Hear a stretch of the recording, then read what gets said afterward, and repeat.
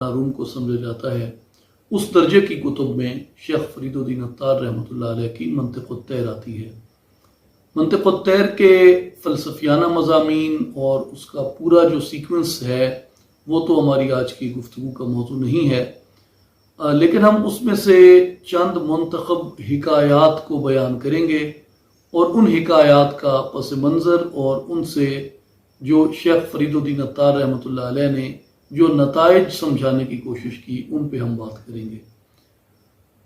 پہلی مختصر بات ہمیں یہ سمجھ لینی چاہیے کہ منطق الطیر، جس کا انگریزی ترجمہ ہے دا کانفرنس آف دا برڈز، جو مختلف دنیا کے پرندے ہیں وہ آپس میں گفتگو کرتے ہیں اور وہ ایک بادشاہ کی تلاش میں جاتے ہیں۔ ان پرندوں میں بلبل بھی ہے، ان میں بگلا بھی ہے، ان میں تیتر بھی ہے، ان میں مور بھی ہے، ان میں باز بھی ہے، لیکن ان سب پرندوں کا جو رہبر ہے، ان کا جو قائد ہے وہ ہدہد ہے۔ اور ہدہد کو فضیلت اس لیے ملی پرندوں پہ کیونکہ شیخ فرید الدین عطار کہتے ہیں کہ اس نے کچھ وقت حضرت سلیمان علیہ السلام کی معیت میں اور ان کی صحبت میں گزارا۔ تو یہ سب اپنے سب پرندوں کے بادشاہ کو تلاش کرنے کے لیے نکلتے ہیں۔ بنیادی طور پہ یہ طالبان مولا کے لیے ایک رہنمائی ہے، اور یہ جتنے بھی انہوں نے یہاں پہ مختلف پرندوں کی صورت میں کردار پیش کیے ہیں وہ مختلف انسانی سائیکی کی نمائندگی کرتے ہیں، مختلف انسانی ذہنیتوں کی وہ نمائندگی کرتے ہیں پرندے۔ تو ان میں کئی پرندے ہیں جو اپنے بادشاہ کی تلاش نہیں کرنا چاہتے، وہ کئی طرح کے بہانے بناتے ہیں، اور وہ کوئی کہتا ہے جی مجھے یہ بہانہ ہے، کوئی کہتا ہے یہ بہانہ ہے، کوئی کہتا ہے یہ بہانہ ہے۔ تو ہدہد جو ہے وہ ان کا صرف رہبر ہی نہیں ہے، ان کا صرف قائد ہی نہیں ہے، وہ ان کا ایک بہترین موٹیویشنل سپیکر بھی ہے۔ وہ ان کو یہ بتاتا ہے کہ جی آپ یہ ان کے جو آرگیومنٹس ہیں ان کو وہ بتاتا ہے کہ یہ فالس آرگیومنٹ ہے، یہ آپ کے فالس ایکسکیوزز ہیں، یہ آپ کی جو فالس تھاٹس ہیں، ان سے آپ اپنے آپ کو آزاد کریں۔ تو جہاں سے منطق الطیر شروع ہوتی ہے وہاں پہ بلبل کو جب ہدہد کہتا ہے کہ آؤ ہمارے ساتھ چلو، ہم اپنے بادشاہ کو ڈھونڈنے چلتے ہیں، تو بلبل ان کو یہ کہتا ہے، وہ کہتا ہے جی مجھے بادشاہ کو ڈھونڈنے کی کیا ضرورت ہے، میں تو پھول کے حسن کے اوپر فدا ہو چکا ہوں، اور جو پھول ہے وہ مجھ سے محبت کرتا ہے، اس لیے مجھے کیا ضرورت ہے کہ میں کوئی اور بادشاہ ڈھونڈنے کے لیے نکلوں۔ مجھے محبت کرنے کے لیے اور جو مجھ سے محبت کرتا ہے اس کے لیے مجھے پھول کافی ہے۔ اور اس میں بلبل اپنے آرگیومنٹس میں ایک بات یہ کرتا ہے، وہ یہ کہتا ہے کہ جب پھول کا موسم آتا ہے، پھول کھلتا ہے، تو وہ مجھے دیکھ کے مسکراتا ہے، اور جب وہ مجھے دیکھ کے مسکراتا ہے تو میری ساری حسرتیں پوری ہو جاتی ہیں، اور میں پورا ایک خزاں کا عرصہ پھول کی اس مسکراہٹ کے انتظار میں گزار دیتا ہوں۔ تو جو بلبل ہے اس کی اس بات کرنے کے بعد ہدہد بلبل کو جواب دیتا ہے، اور یہ کہانی بڑی زومانی ہے جو حکایت یہاں پہ وہ پیش کرتے ہیں۔ ہدہد یہ جواب دیتا ہے، وہ کہتا ہے کہ ایک بادشاہ تھا، اس کی ایک بہت خوبصورت بیٹی تھی، اور وہ ایک بازار سے گزر رہی تھی، تو ایک فقیر تھا جو اپنی آدھی سے زیادہ زندگی گزار چکا تھا اور بالکل ناتواں سی اس کی جان تھی، اور اس کے ہاتھ میں روٹی کا آدھا ٹکڑا تھا، یہ اس کی کل کمائی تھی۔ کہتے ہیں کہ جب ایک جگہ سے وہ بات شہزادی گزر رہی تھی تو اس فقیر کی جب بات شہزادی پہ نظر پڑی اور بات شہزادی کی فقیر پہ نظر پڑی تو بات شہزادی جو تھی وہ ہلکی سی مسکرا پڑی۔ جب وہ مسکرا پڑی تو یہاں بڑا ایک خوبصورت لطیف سی بات وہ کرتے ہیں جمالیاتی، وہ یہ کہتے ہیں کہ وہ جو فقیر تھا اس کے پاس وہ آدھی جان بھی اپنی نہ رہی اور وہ آدھی روٹی سے بھی ہاتھ دھو بیٹھا، یعنی اس کے پاس تو ویسے ہی کچھ نہیں تھا، لیکن یہ دو ہی چیزیں تھیں، آدھی جان اور آدھی روٹی، یہ بھی وہ اس مسکراہٹ کے اوپر گنوا بیٹھا۔ اس کے بعد نتیجہ یہ نکلا کہ فقیر جو تھا وہ بادشاہ کے محل کے ارد گرد پھرتا رہتا گدھاؤں کی طرح، صرف اس لیے اس حسن نیت میں یا حسن ظن اس کا کہہ لیں یا اس غلط فہمی کے اندر کہ جی کبھی تو مجھے شہزادی کا وصل ملے گا۔ 7 سال تک وہ بات شہزادی کے کتوں کے ساتھ سوتا رہا، لیکن اسے کبھی بات شہزادی نہ ملی۔ تو بالآخر یہ بات جو تھی اس کی کسی طرح مشہور ہو گئی، اور لوگوں نے یہ ارادہ کر لیا کہ یہ تو بات شہزادی کے پیچھے تہمت ہے، کیوں نہ اس فقیر کو قتل کر دیا جائے۔ تو یہ بات شہزادی تک پہنچی تو شہزادی نے رحم سے کام لیتے ہوئے اس نے فقیر کو بلایا اور اس نے فقیر کو کہا کہ تیرے قتل کے منصوبے بنائے جا چکے ہیں، تو یہاں سے فرار ہو جا۔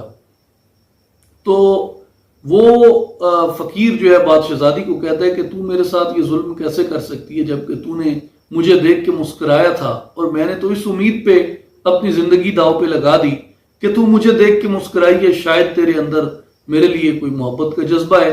تو شہزادی اسے جواب دیتی ہے کہ میں تجھے دیکھ کے یا تیرے حسن یا کسی چیز سے متاثر ہو کے نہیں مسکرائی تھی، بلکہ میں تیری بے ہنری کے اوپر، تیری غربت کے اوپر، تیرے بے فن ہونے کے اوپر میں مسکرائی تھی، اور تیرے حقیر ہونے کے اوپر میں مسکرائی تھی۔ تجھے کس غلط فہمی نے گھیر لیا کہ میں تجھ سے دوستی کرنے کے لیے مسکرائی تھی؟ تو اس سے ہدہد بلبل کو یہ کہتا ہے کہ تیری جو پھول سے محبت ہے وہ بالکل اسی طرح ہے جیسے اس فقیر کو اس شہزادی سے ہوئی تھی، اور اس لیے وہ یہ کہتا ہے بلبل کو کہ پھول در اصل تیری بے ہنری کے اوپر مسکراتا ہے، اور بے ہنری تیری یہ ہے کہ تو ایک مرجھا جانے والی چیز سے محبت کرتا ہے، اور جس کا حسن باقی ہے اس کے نغمے تو نہیں گاتا، اور اس کے نغموں کو تو چھوڑ کے جو گھڑی تو گھڑی کے لیے کھلتا ہے اور مرجھا جاتا ہے اس کے لیے تو نغمے گاتا ہے۔ اس لیے جو پھول ہے وہ اس راز سے واقف ہے کہ پھول مرجھا جانے والی چیز ہے، لیکن باقی رہنے والا حسن صرف ایک کا حسن ہے۔ تو باقی رہنے والے حسن کو چھوڑ کے مرجھا جانے والے سے محبت کرتا ہے، اس لیے پھول تجھے دیکھ کے تیرے حقیر ہونے اور تیرے نادان ہونے اور تیرے کمتر ہونے کے اوپر مسکراتا ہے۔ لہٰذا فانی کے حسن سے محبت چھوڑ اور باقی کے حسن سے محبت کر۔ یہ بنیادی اس ساری کہانی کا خلاصہ ہے، اور اسی کے اوپر میاں محمد بخش رحمۃ اللہ علیہ جو عارف کھڑی ہیں اور جنہیں رومی کشمیر کہا جاتا ہے، وہ فرماتے ہیں کہ سونی صورت دا عاشق ہونا کد یہ دا نائی، عاشق بن تو او سونے دا جس سے شکل بنائی۔ تو وہ یہ فرماتے ہیں کہ اس سے عشق کرو جس نے ان سب کو یہ شکلیں عطا کی ہیں۔ اس کے بعد ایک پرندہ آتا ہے ہدہد کے سامنے، وہ ہما ہے، اور ہما کے بارے میں آپ جانتے ہیں کہ ہما وہ پرندہ ہے جس کے بارے میں یہ معروف ہے کہ جس کے سر سے گزر جائے، جس کے سر سے ہما گزر جائے، ہما کا سایہ جس کے سر پہ پڑ جائے وہ بادشاہ بن جاتا ہے۔ تو ہدہد جیسے سب کو دعوت دیتا ہے تو ہدہد ہما کو بھی دعوت دیتا ہے کہ آؤ اپنے بادشاہ کی طرف چلو۔ تو ہما کہتے ہیں بادشاہ میرا راستہ تکتے ہیں، میں بادشاہ گر ہوں، جس کو ہم کنگ میکر کہتے ہیں۔ وہ کہتے ہیں میں تو بادشاہ گر ہوں، مجھے کیا ضرورت ہے کسی بادشاہ کو تلاش کرنے کی؟ اگر بادشاہوں کو پتہ چل جائے کہ میں کس مقام پہ ہوں، وہ اپنی افواج، اپنی جنگ و جدال چھوڑ کے میرے پیچھے بھاگے آتے ہیں، اس لیے کہ ہمارے سر پہ ہما کا سایہ پڑ جائے تو ہم بھی بادشاہ بن جائیں گے۔ تو میں تو اتنی موجوں میں ہوں، مجھے کیا ضرورت ہے کسی بادشاہ کے پیچھے جانے کی؟ لہذا وہ کوئی ہوگا بادشاہ تو ہوگا اپنی جگہ پہ، میں تو اپنی جگہ قائم ہوں، مجھے ضرورت نہیں ہے۔ یہ تو کسی ایسے کو کہو جس کو کسی بادشاہ کی احتیاج ہو۔ تو ہدہد اس کو جواب دیتا ہے۔ اب ہدہد کس طریقے سے کاؤنٹر کرتا ہے ہما کو، بڑی دلچسپ کہانی ہے۔ ہدہد اس کو یہ کہتا ہے کہ اس بات کے اوپر نازا نہ ہو، اے ہما اس بات کے اوپر نازا نہ ہو۔ اس کی وجہ یہ ہے کہ دنیا کا بہت بڑا ایک بادشاہ اس دنیا سے گزر گیا، تو اس کو کسی آدمی نے اس کی موت کے بعد خواب میں دیکھا، اور اس نے کہا سناؤ بادشاہ کیسی گزر رہی ہے؟ تو بادشاہ نے کہا کہ بہت سخت گزر رہی ہے۔ اس نے کہا وہ کیوں؟ تو بڑا نیک مشہور تھا۔ بادشاہ نے کہا نہیں، اب میں جب قبر میں پہنچا ہوں تو میں یہ سوچتا ہوں کہ کاش میں بادشاہ ہونے کی بجائے ایک ادنا گدھا ہوتا، میرا حساب اتنا سخت نہ ہوتا، میری ریاست میں میرے کسی ایک فوجی نے بھی کسی ایک بے گناہ کا قتل کیا، اس کا جواب بھی مجھ سے مانگا جا رہا ہے۔ جتنے خزانے تھے، ایک ایک پائی کہاں خرچ کی گئی، اس کا جواب بھی مجھے دینا پڑ رہا ہے۔ میری ریاست میں کوئی ایک بھی اگر بھوکا سویا، اس کا جواب بھی مجھے دینا پڑ رہا ہے۔ मेरी रियासत के अंदर जो कुछ होता था, किसी से ज्यादती हुई, किसी से जुल्म हुआ, किसी को अदल न मिला, किसी को इंसाफ न मिला, कोई मजलूम हो गया, किसी पे जबर हो गया, किसी पे गस्ब हो गया, हर एक का जवाब मुझे देना पड़ रहा है। हर एक का जवाब मुझे देना पड़ रहा है। काश कि मैं बादशाह होने की बजाय मैं गधा होता, मेरी कब्र मेरे लिए इतनी सख्त ना होती। और फिर वो बादशाह आखिर में ये कहता है कि खुदा करे कि उस हुमा के पर जल जाएं जो मेरे सरों से गुजरा था और मुझे बादशाही का ताज मिल गया। वो हुमा मेरे सर से न गुजरा होता तो आज मेरी कब्र इतनी सख्त न होती। खुदा करे कि पर जल जाएं उस हुमा के। हुदहुद कहता है कि ए हुमा, ये दुनिया के अंदर तो मौज फौज कर लेते हैं, दुनिया के अंदर तो ऐशो इशरत कर लेते हैं, लेकिन जब ये दुनिया के अंदर होते हैं तो तुझे ये दुआएं देते हैं, तेरी तलाश करते हैं, तेरी ये तलब करते हैं, तुझे पाने की आरजू करते हैं कि हुमा का एक साया ही हमारे सर से गुजर जाए। लेकिन जब कब्र में जाते हैं तो ये तुझे बद्दुआएं देते हैं और ये कहते हैं कि काश उस हुमा के पर जल जाएं जिसके पर हमारे सरों से गुजरने से हमें ये बादशाही मिली। इसलिए अपनी इस खुद फरेबी को तर्क कर, इस खुद फरेबी की कैफियत से बाहर आ और तुझे अपने बादशाह की तलाश करनी चाहिए, अपने हकीकी बादशाह के पीछे जाना चाहिए। तो बुनियादी तौर पे इसमें वो फिर दोबारा वही मुकदमा जो बुलबुल के सामने उन्होंने पेश किया हुदहुद ने कि तू फानी को छोड़, बाकी के पीछे जा। फना हो जाने वाले हुस्न में क्या रखा है? जिसके हुस्न ने बाकी रहना है उसके हुस्न जमाल से मोहब्बत करो, जिसके हुस्न के नजारे कायनात के जर्रे जर्रे के अंदर निशानियां देते हैं। और हुमा को वो ये कहता है कि जब कब्र में जाते हैं तो बादशाहों के ऊपर तेरी वजह से कब्र भारी हो जाती है। गोया हकीकी तौर पर तू बादशाहों के लिए अतिया नहीं है, तू बादशाहों के लिए मुसीबत लेके आती है। फिर इसके बाद आगे चलते हैं तो आगे चल के एक परिंदा हुदहुद से सवाल करता है। यहां दो हिकायतें हैं, वो उस परिंदे के जवाब में हुदहुद ने बयान की। वो परिंदा हुदहुद से यह बयान करता है कि ए हुदहुद, मैं भी एक परिंदा हूं और तू भी एक परिंदा है। हम सब परिंदे एक जैसे हैं, शक्ल सूरत एक जैसी है। शक्ल सूरत में अगर कुछ थोड़ा बहुत फर्क है तो हम जिन्स के अंदर तो एक ही हैं, फैमिली हमारी सब बर्ड्स की एक ही है। लेकिन तू हम सबसे ज्यादा दाना क्यों है? तू हम सबसे ज्यादा अक्लमंद और ज़हीन क्यों है? तू कुदरत के राजों को हमसे ज्यादा कैसे जानता है? तो हुदहुद उसका जवाब देके उसके बाद वो कुछ हिकायतें बयान करता है, जिनमें से मैं दो हिकायतें अर्ज करूंगा। हुदहुद कहता है कि दरअसल ये कमाल मेरा नहीं है, दरअसल ये बसीरत मुझे सैयदना सुलेमान अलैहिस्सलाम की कुर्बत से, सैयदना सुलेमान अलैहिस्सलाम की रफाकत से मिली कि मैंने कुछ अरसा हजरत सुलेमान अलैहिस्सलाम की मायत में, उनकी सोहबत में, उनकी संगत में गुजारा। तो ये जिसकी संगत में मैं रहा, जिसकी मायत और जिसकी सोहबत में मैं रहा, ये बसीरत मुझे उसने अता की। तो यहां वो एक वाकया बयान करता है।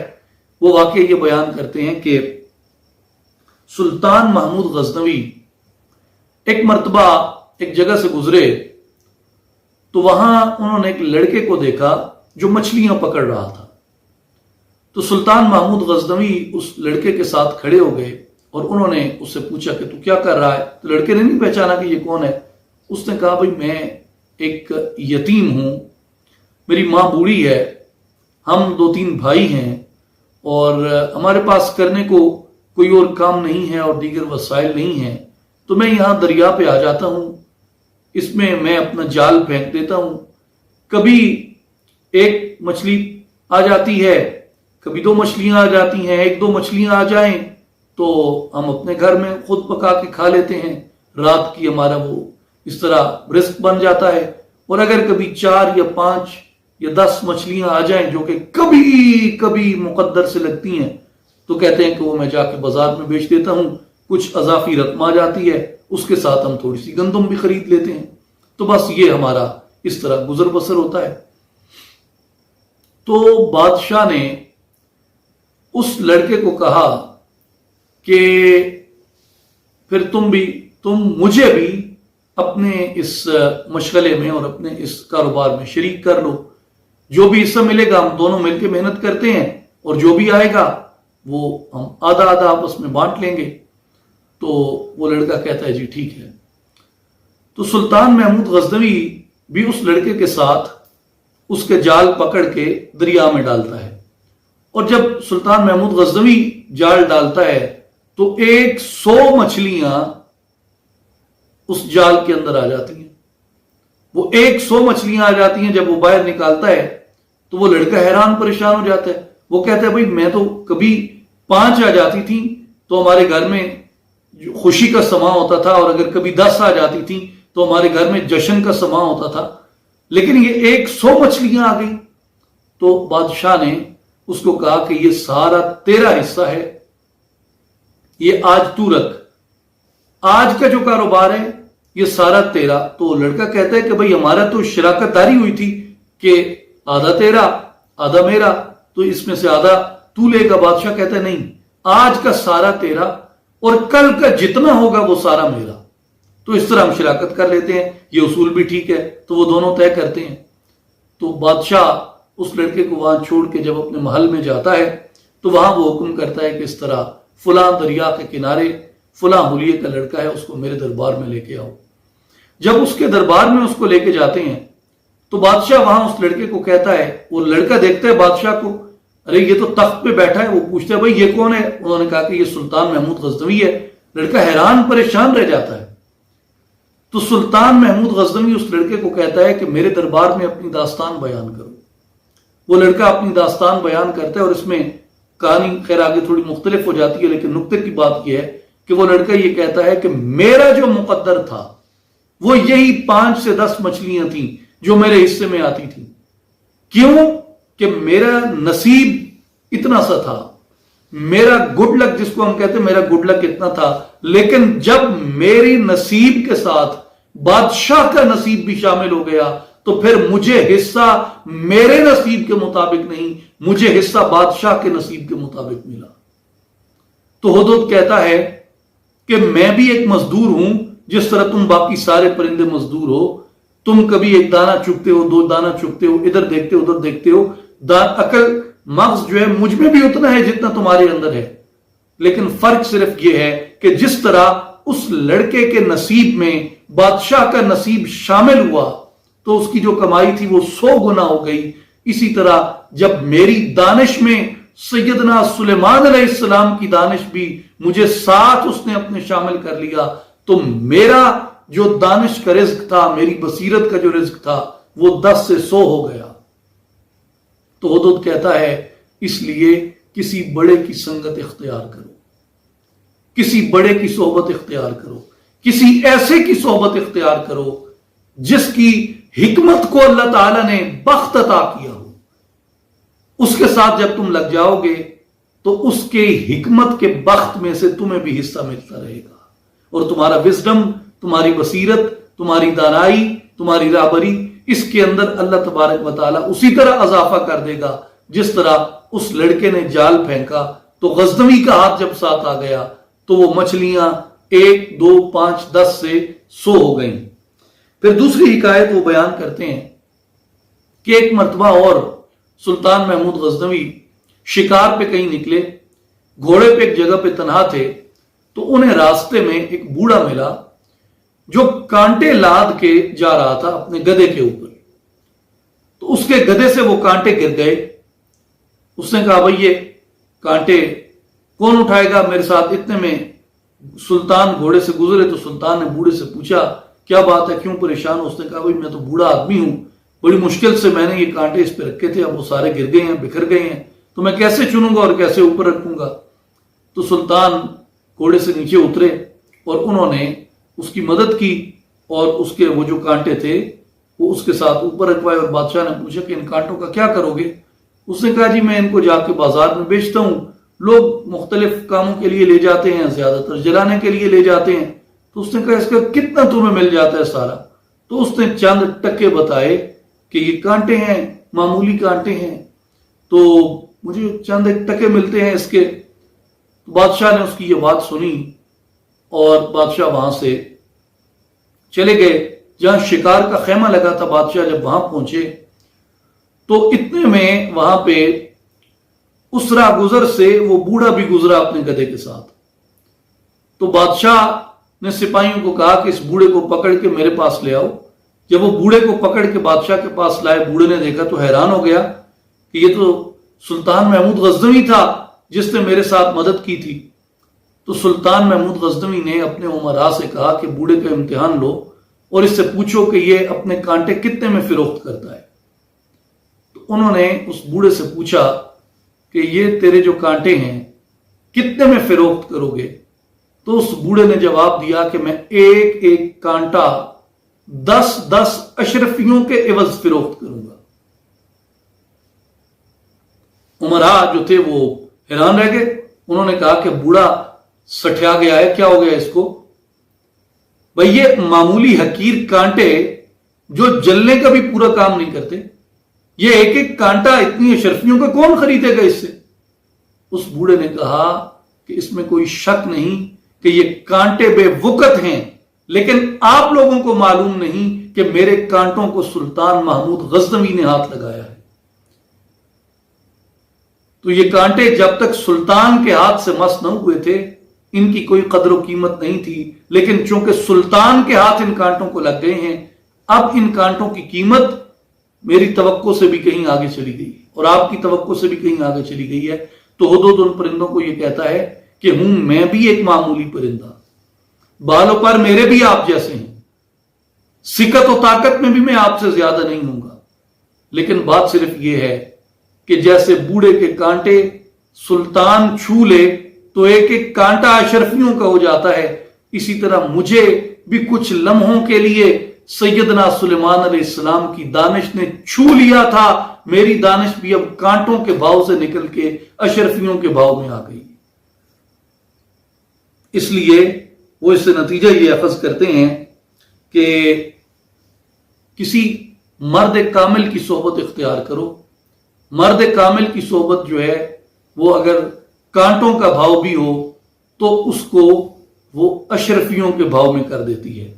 اس لیے عرفا نے کہا ہے کہ قال را بگزار و مرد حال شو زیر پائے کامل پامال شو. فرماتے ہیں کہ باتوں سے گزر اور حال کو اختیار کر، اور حال تب ملتا ہے جب تو اپنے آپ کو کسی مرد کامل کے دامن سے وابستہ کرتا ہے.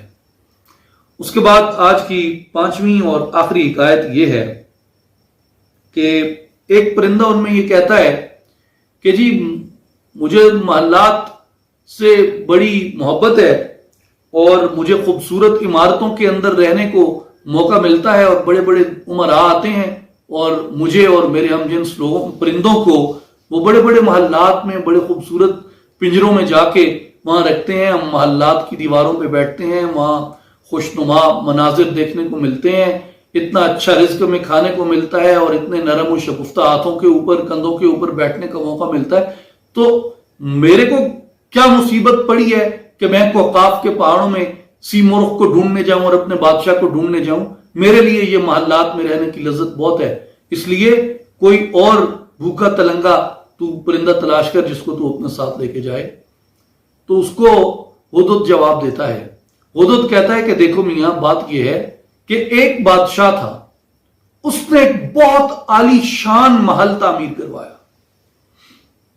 اور وہ بہت عالی شان محل جب تعمیر ہو گیا تو اس نے اپنے زمانے کے بڑے بڑے جو کاریگر تھے، بڑے بڑے جو فنکار تھے، ان کو اس نے بلایا اور اس نے کہا کہ محل کو ایسا بنا دو کہ کوئی عیب باقی نہ رہے. تو ہر کاریگر نے، ہر فنکار نے اپنی پوری کوشش کر لی اور سب نے بادشاہ کو آ کے کہا کہ جی ہمارے فن سے متعلقہ کوئی معمولی عیب بھی اس محل کے اندر نہیں بچا. تو بادشاہ نے شہر بھر کے جو بڑے لوگ تھے ان کی دعوت کی اور اس نے کہا بھائی میرا محل دیکھو، آؤ، یہ دنیا کا واحد بے عیب محل ہے جس میں کوئی عیب نہیں رکھا گیا. تو ہر ایک سے بادشاہ نے رائے لی، ان کو اس نے دکھایا، گھمایا پھرایا، کہا بھائی اب دسترخوان پہ بیٹھ جاؤ، کھانا بھی کھاؤ اور مجھے بتاؤ کہ کیا کسی کو کوئی عیب نظر آیا. تو ہر ایک نے اپنے اپنے فن سے اظہار خیال کیا اور کہا کہ جی ہمیں کوئی عیب نظر نہیں آیا. تو ہدہد کہتا ہے کہ اس مجلس میں ایک درویش بھی شریک تھا، ایک فقیر بھی بیٹھا تھا۔ فقیر کہنے لگا بادشاہ میرے پاس تو اور کوئی ہنر نہیں ہے، میرے پاس تو یہ میری گدڑی ہے اور میری فقیری کا ہنر ہے۔ ان سب نے اپنے اپنے علم و ہنر سے دیکھا، ان کو کوئی عیب نظر نہیں آیا۔ میں نے اپنے علم و ہنر سے دیکھا ہے، مجھے بھی سوائے ایک عیب کے کوئی عیب نظر نہیں آیا۔ بادشاہ نے کہا وہ کیا عیب ہے؟ بادشاہ تل ملا اٹھا اور اس نے کہا کہ اگر تو اپنا عیب ثابت نہ کر سکا تو میں تیرا سر قلم کروا دوں گا۔ اس نے کہا بادشاہ سن لے۔ اس نے کہا کہ دیکھو بات یہ ہے کہ محل تو نے کس لیے بنوایا کہ تیری آنکھوں کو راحت ملے، تیرے ذہن کو سکون ملے اور تیرے بدن کو آسائش ملے، لیکن اس محل کے اندر تو نے ایسا اہتمام نہیں کیا کہ اس محل میں موت داخل نہ ہو سکے، موت کو داخل ہونے سے روکا جا سکے۔ اب جب بھی تو اپنے نرم بستر کے اوپر جائے گا، خوش نما مناظر کو دیکھے گا، اور جب تجھے اپنی موت یاد آئے گی یہ سارے مناظر تیرے سامنے دھندلا جائیں گے۔ جو راحت بخش بستر تو نے اطلس و کم خواب بچھا رکھا ہے یہ تجھے آرام نہیں دے گا، یہ سارے مناظر دھندلا جائیں گے۔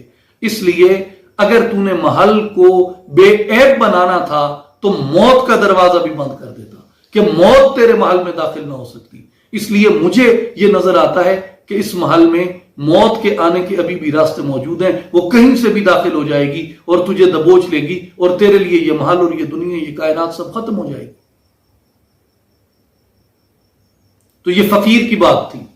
ہر ایک کا اپنا فن ہے، ہر ایک کا اپنا ہنر ہے۔ فقیر کا اپنا ہنر ہے، فقیر کا اپنا فن ہے، صوفی کا اپنا فن ہے، درویش کا اپنا فن ہے۔ سب نے اپنے اپنے ہنر اور فن سے کہا کہ یہ محل بے عیب ہے۔ درویش نے کہا کہ بظاہر تو یوں ہی دکھتا ہے لیکن اس میں عیب یہ ہے کہ اس میں موت داخل ہو سکتی ہے۔ تو ہدہد اس پرندے کو کہتا ہے کہ دیکھو میاں، جن خوبصورت دیواروں پہ بیٹھ کے اتراتے ہو، جو تم مرغن اور چکنی چپٹی غذائیں کھا کے خوشی خوشی یہاں بتا رہے ہو کہ میں محلات کی غذائیں کھاتا ہوں، مجھے کیا ضرورت پڑی کہ میں بادشاہ کو ڈھونڈنے چلوں؟ وہ کہتے ہیں کہ جب موت آئے گی نا تو اس خوش نما محل کی دیوار سے تجھے اٹھا کے وہاں پھینکیں گے جہاں کیڑیاں بھی تیری لاش کو نہیں کھائیں گی۔ تو بجائے اس طرح محل والوں کے ہاتھوں برباد ہونے اور اپنی میت کی بے حرمتی کرانے کے، بہتر ہے اپنے بادشاہ کی تلاش میں نکل جائے۔ تو ان سب کہانیوں کا خلاصہ کیا ہے؟ سب کہانیوں کا، ان کو صوفی ٹیلز کہتے ہیں، صوفی سٹوریز بھی کہتے ہیں۔ ان سب کا خلاصہ یہ ہے کہ خالق حقیقی کی طرف متوجہ ہو جاؤ، محبوب حقیقی کو تلاش کرو۔ یہ جو عارضی لذتیں تم پال لیتے ہو یہ اس دنیا میں رہ جاتی ہیں، کچھ بھی تمہارے ساتھ نہیں جاتا۔ اس لیے فانی کو چھوڑو، باقی سے محبت کرو۔ اس لیے فانی کو چھوڑو، باقی سے محبت کرو، اور اپنے کنگ میکر ہونے کا اتنا بھروسہ نہ کرو۔ جب قبر میں جاتا ہے نا، جو تمہاری وجہ سے عذاب بھگتا ہے وہ قبر میں تمہیں کوستا ہے، جو ہما کو جواب دیا تھا ہدہد نے۔ اور پھر ہدہد نے اپنی دانش کے بارے میں بتایا کہ میں تو وہی پرندہ ہوں جو عام سا پرندہ ہوتا ہے، لیکن سلیمان علیہ السلام کی صحبت نے میری دانش کو دو چند کر دیا۔ تو اس لیے کسی کامل کی صحبت تلاش کرو۔ اور آخری حکایت یہ بتاتی ہے کہ تم محلات میں بیٹھ کے اتراؤ مت، مرغن غذائیں کھا کے اتراؤ مت۔ جب جسم سے روح نکل جاتی ہے تو اسی لاشے کو اٹھا کے دوست احباب منو مٹی تلے دبا آتے ہیں۔ اور وہ کسی کی لائن تھی کسی قوال کی، وہ کہتے ہیں کہ جب میں مرا تو کسی کے منہ سے بھی یہ نہ نکلا کہ یار یہ تو ابھی نہا کے آیا ہے، اس پہ خاک مت ڈالو۔ کیونکہ جب کوئی نہا کے آتا ہے تو اس کو کہتے ہیں کہ اس پہ خاک مت ڈالو، مجھے خود ہی اپنے ہاتھوں سے نہلاتے ہو اور پھر لا کے خود ہی میرے بدن پہ خاک ڈالتے ہو۔ یہ دنیا تو یہ وفا کرتی ہے۔ اس لیے منطق الطیر شیخ فرید الدین عطار رحمۃ اللہ علیہ کی بنیادی طور پہ ہماری توجہ عشق الہی کی جانب مبذول کرواتی ہے کہ آؤ فانی دنیا کو چھوڑو اور جو آنے والی دنیا ہے اس کی تیاری کرو، اور دنیا کے فانی جو حسن ہے، فانی لذتیں ہیں، ان کو چھوڑو اور جس ذات نے باقی رہنا ہے، جس ذات نے قائم رہنا ہے، جو حی و قیوم ہے،